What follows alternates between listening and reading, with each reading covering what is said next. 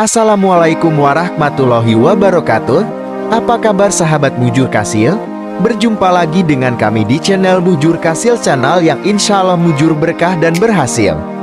Kali ini kita akan menunjukkan sebuah video dokumentasi pembangunan rumah 2 lantai dari tahap awal sampai tahap akhir.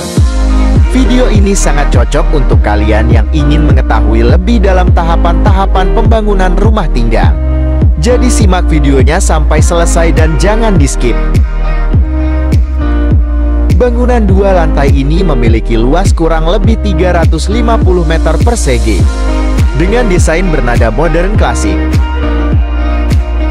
Untuk tahap awal pembangunan tentunya kita membuat pondasi terlebih dahulu. Pada bangunan ini kita gunakan pondasi footpath dan juga pondasi batu kali. Perlu diingat, pada tahap pembuatan pondasi batu kali dibarengi dengan pemasangan titik-titik pipa untuk instalasi air kotor dan saluran tinja yang disalurkan ke sepitang dan resapan. Setelah pondasi batu kali selesai, tahapan selanjutnya ada pembuatan struktur slope yang terletak di atas pondasi batu kali. Slope ini berfungsi sebagai pemerataan beban bangunan di atasnya yang kemudian diteruskan pada pondasi. Setelah slope selesai, proses selanjutnya ialah pemasangan bata untuk dinding dan sekat ruangan menyesuaikan gambar rencana. Untuk bangunan ini pada lantai 1 kita gunakan bata merah, dan untuk lantai 2 kita gunakan bata ringan. Pada tahap pemasangan bata bisa dibarengi dengan pembuatan kolom atau tiang bangunan. Kita gunakan jenis kolom pipi untuk kolom strukturnya, agar hasilnya lebih bagus. Karena bentuk kolom akan rata dengan dinding dan tidak ada tonjolan di dinding. Pengecoran kolom bisa dilakukan secara bertahap mengikuti tinggi dinding. Ini bertujuan agar pasangan dinding terikat oleh kolom sehingga lebih kuat. Untuk fungsi kolom itu sendiri sangat penting. Salah satunya yaitu sebagai penahan atau penyangga beban vertikal pada bangunan. Perencanaan kolom harus sesuai dengan perencanaan dan tidak bisa asal-asalan. Pada tahap awal pemasangan dinding ini akan dipasangkan pipa vertikal sebagai saluran pembuangan yang menyambungkan lantai 1 dengan lantai di atasnya. Biasanya untuk pembuangan dari kamar mandi, floor drain dan juga talan.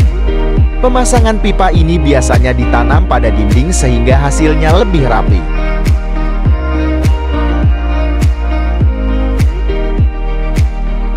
Pembuatan sepitang tidak boleh terlalu dekat dengan sumber air. Paling tidak harus berjarak 10 meter dari sumur, tujuannya agar tidak mencemari sumber air tersebut.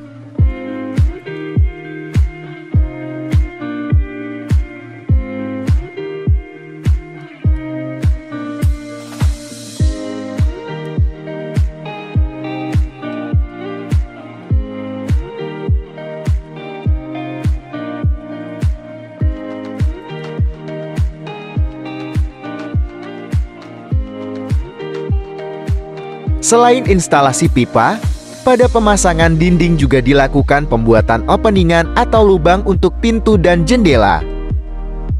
Untuk ukuran lubang menyesuaikan gambar rencana yang ada. Ukuran standar openingan pintu utama biasanya memiliki lebar minimal 90 cm dan tinggi minimal 210 cm. Untuk pintu kamar mandi biasanya lebih kecil yaitu lebar 80 cm dan tinggi 200 cm. Rumah hunian harus memiliki lubang sirkulasi yang cukup seperti adanya jendela dan lubang ventilasi. Pada kamar mandi biasanya terdapat buffet sebagai ventilasi. Ini bertujuan agar rumah kalian tidak terasa pengap dan lebih sehat, karena sirkulasi udara menjadi lebih lancar. Setelah openingan pintu dan jendela jadi, jangan lupa untuk membuat balokan atau biasa disebut balok lantai di atas openingan pintu dan jendela. Hal ini bertujuan agar beban pasangan bata di atas pintu jendela nantinya tidak bertumpu pada kusen, melainkan bertumpu pada balok, sehingga tidak merusak kusen yang terpasang.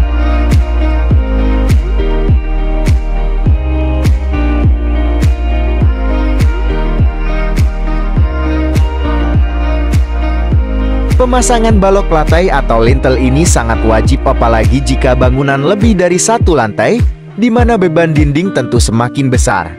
Hal ini juga mencegah kerusakan pintu dan jendela akibat kusan yang membengkok ataupun patah.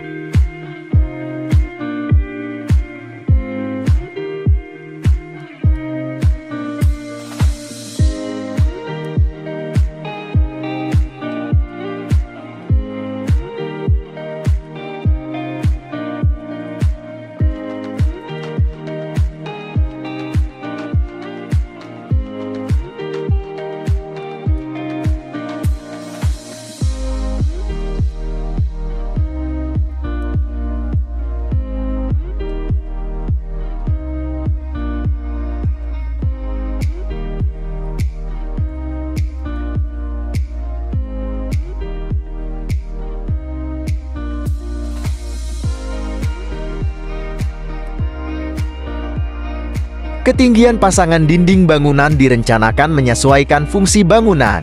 Untuk ketinggian pasangan dinding lantai 1, untuk rumah tinggal memiliki standar ketinggian 3 meter sampai dengan 4 meter, maksimal memiliki tinggi 5 meter.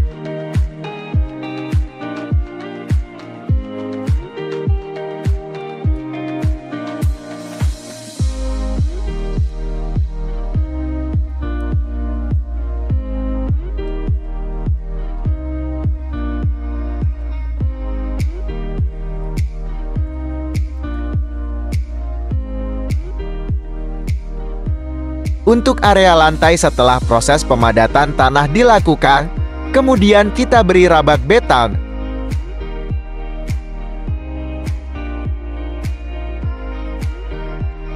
Rabat beton tersebut kita pasangi besi yang ditata seperti digambar sebagai perkuatan tambahan agar landasan lantai tidak terjadi penurunan dan semakin kokoh.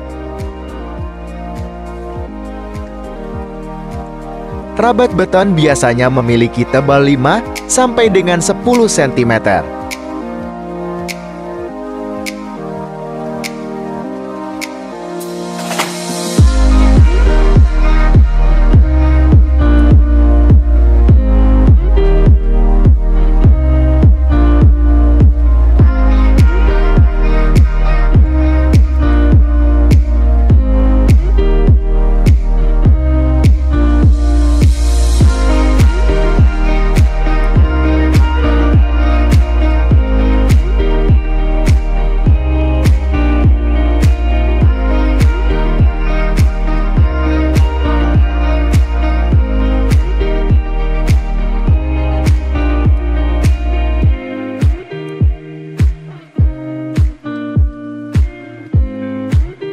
Apabila pasangan bata lantai 1 telah terpasang semua, selanjutnya kita bisa melakukan instalasi pipa vertikal untuk instalasi air bersih dan juga untuk instalasi mekanikal elektrikal.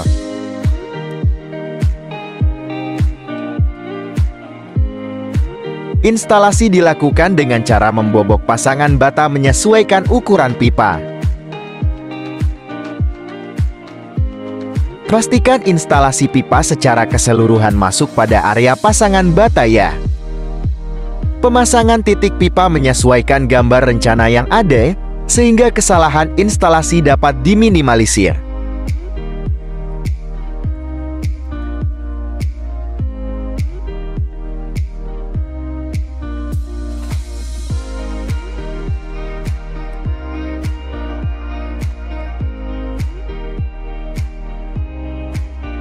Tahap selanjutnya setelah pasangan bata dan instalasi pipa selesai, maka dapat dilakukan proses plester pada area dinding.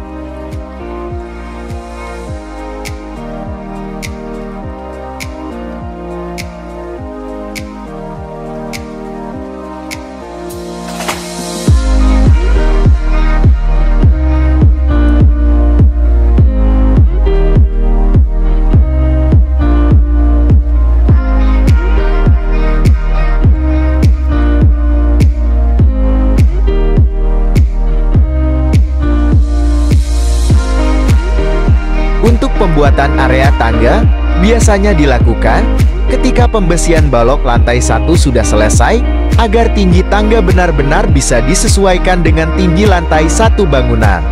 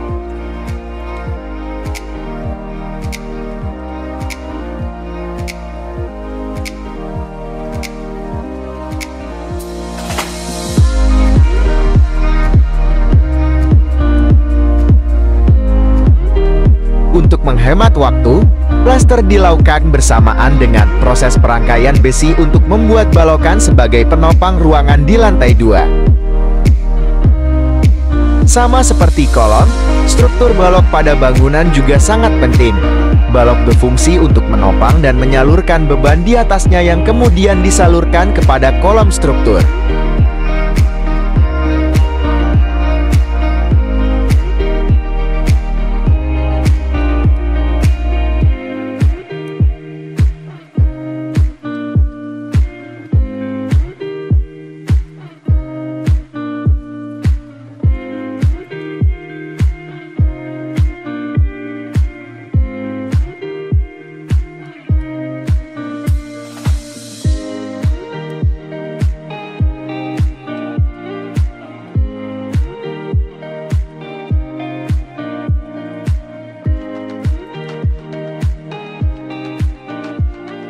Setelah pembesian balok selesai, kemudian dilakukan pembesian untuk plat lantai 2. Pembesian dilakukan setelah proses bekisting pada plat lantai terpasang. Bekisting berfungsi sebagai cetakan beton agar dapat sesuai dengan ukuran rencana. Sebelum tahap pengecoran, bekisting harus diberi penyangga dari bambu pada bagian bawah, agar pada saat pengecoran beton bekisting tidak jebol, mengingat saat pengecoran beban yang berada di atasnya cukup berat. Baik berat dari material beton itu sendiri dan juga berat para pekerja. Untuk bangunan ini kita menggunakan triplek sebagai alas pengecoran plat lantai. Karena menggunakan triplek, penyangga dari bambu harus dibuat lebih rapat, kurang lebih memiliki jarak 50 cm.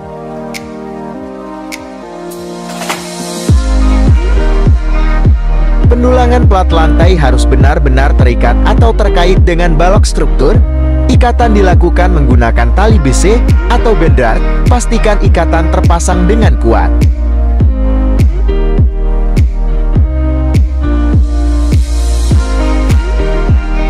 Penulangan pada plat lantai ini kita gunakan penulangan 2 lapis.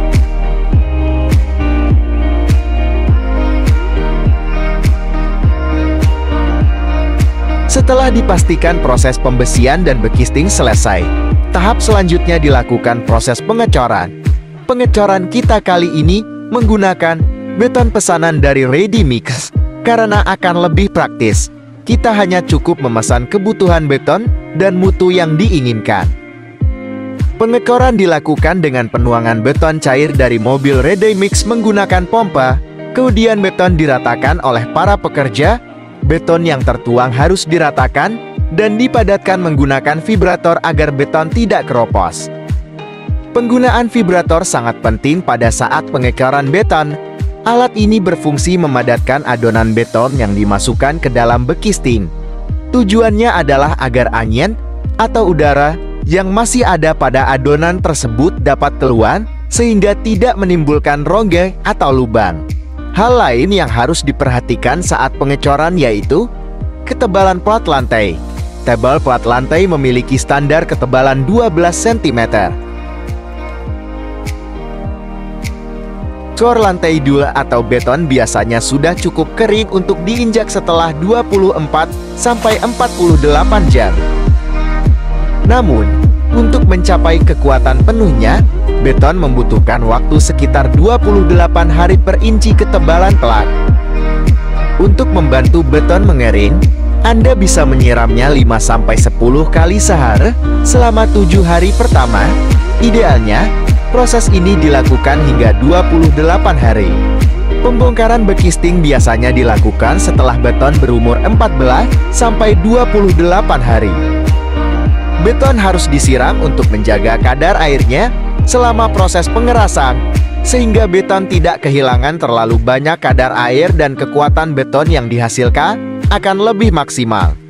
Proses perawatan beton ini disebut curing.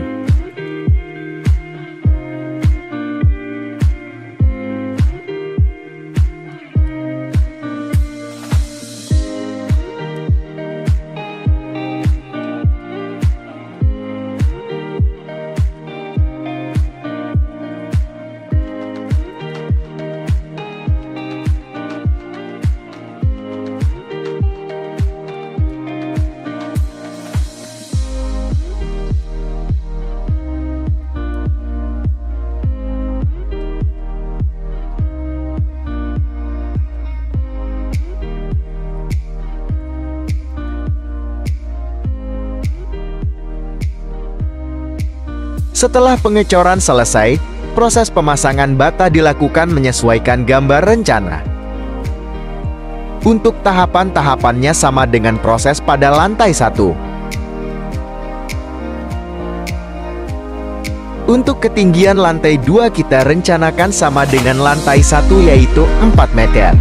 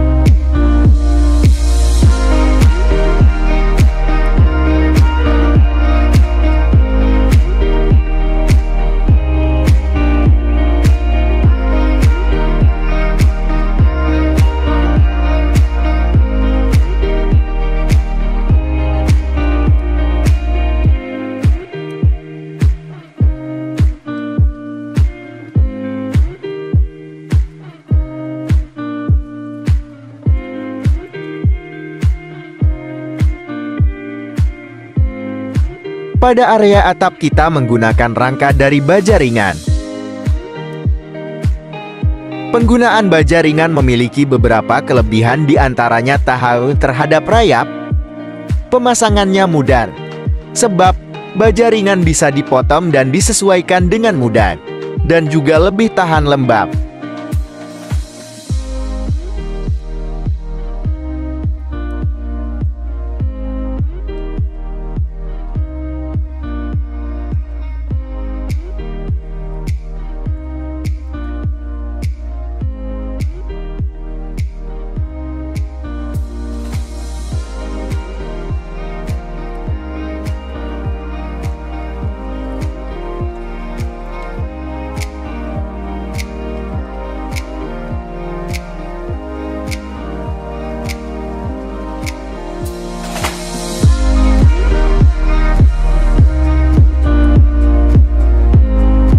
Untuk penutup atapnya kita menggunakan genteng kanmuri.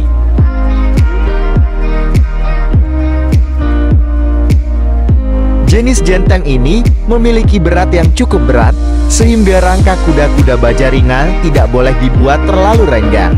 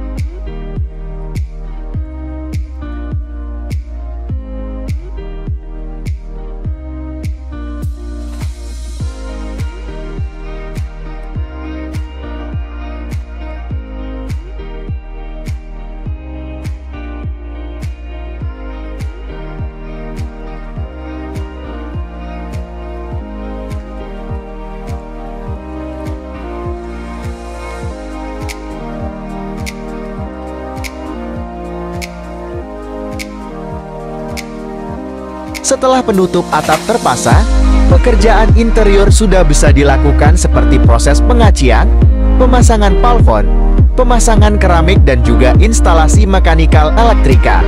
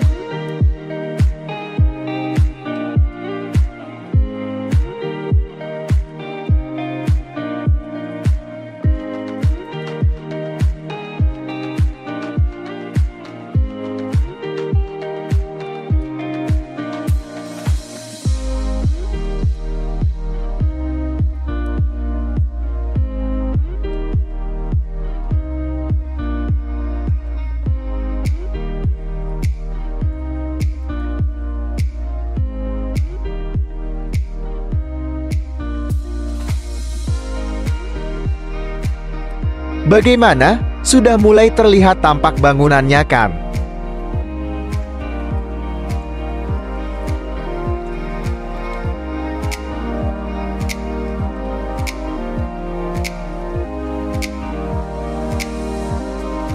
Desain plafon rumah ini memiliki kombinasi desain. Pada area ruang keluarga, memakai plafon drop saling dari material PVC dan juga gipsum. Sedangkan pada area kamar kita gunakan plafon datar dari material gipsum.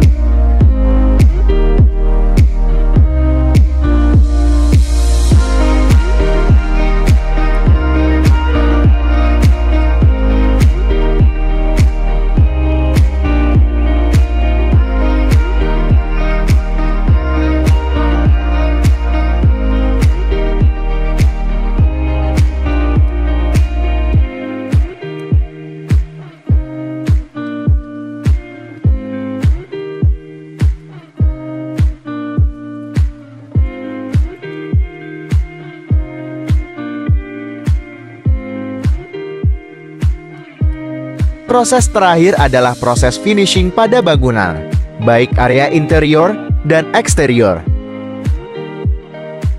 Untuk proses finishing kita tambahkan sentuhan lisplan JRC pada area eksterior untuk menambah kesan klasik dan mewah.